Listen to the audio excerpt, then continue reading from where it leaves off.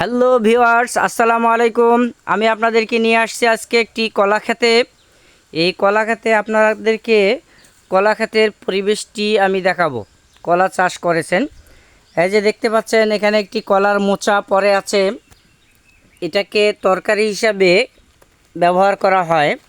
এই যে কলার মোচা, এটাকে তরকারি হিসেবে ব্যবহার করা হয়, কিন্তু এখানে চাষের জন্য কলাটাকে পরিপক্ক করার জন্য এই কলার মোচা কেটে কেটে ফেলে দেওয়া হয়েছে। এই যে কলা, দেখবেন যে এখানে একটা কলার ছড়ি ধরেছে, ছোট্ট একটি ছড়ি, ছোট্ট ছড়ি। এরপরে যদি কলা দেখাই, এগুলো কলা আরও সময় লাগবে নামতে। এই যে এখানে একটি কলার মোচা কেটে ফেলে রেখেছে।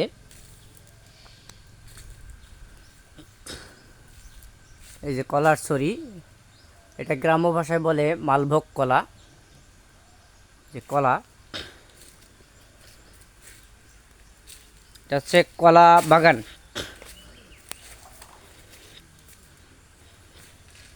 যে কলার ছড়ি,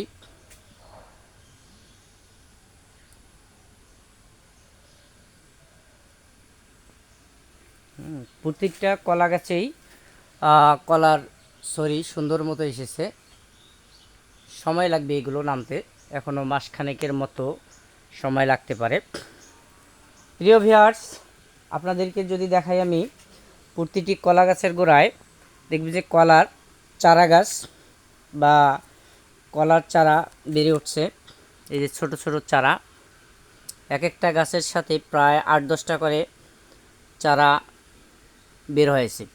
এই চারাগুলো পরবর্তীতে এই গোড়া থেকে কেটে বা উঠিয়ে অন্য কোথাও রোপণ করা হবে, সেখানেও এরকম কলার বাগান হবে।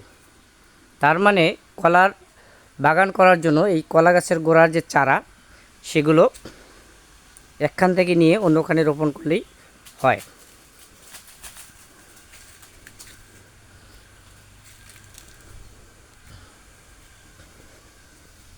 এই যে ছাগল, দেশি ছাগল,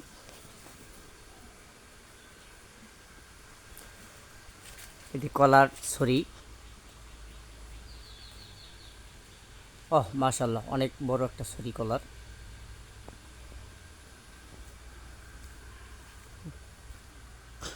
এই যে একটা কলার ছড়ি। যারা ফরমালিন মুক্ত কলা খেতে পছন্দ করেন বা খুঁজে পাচ্ছেন না, শহরে বা বিভিন্ন দেশের এলাকায় আছেন, তারা ভিডিওতে কমেন্ট দেবেন।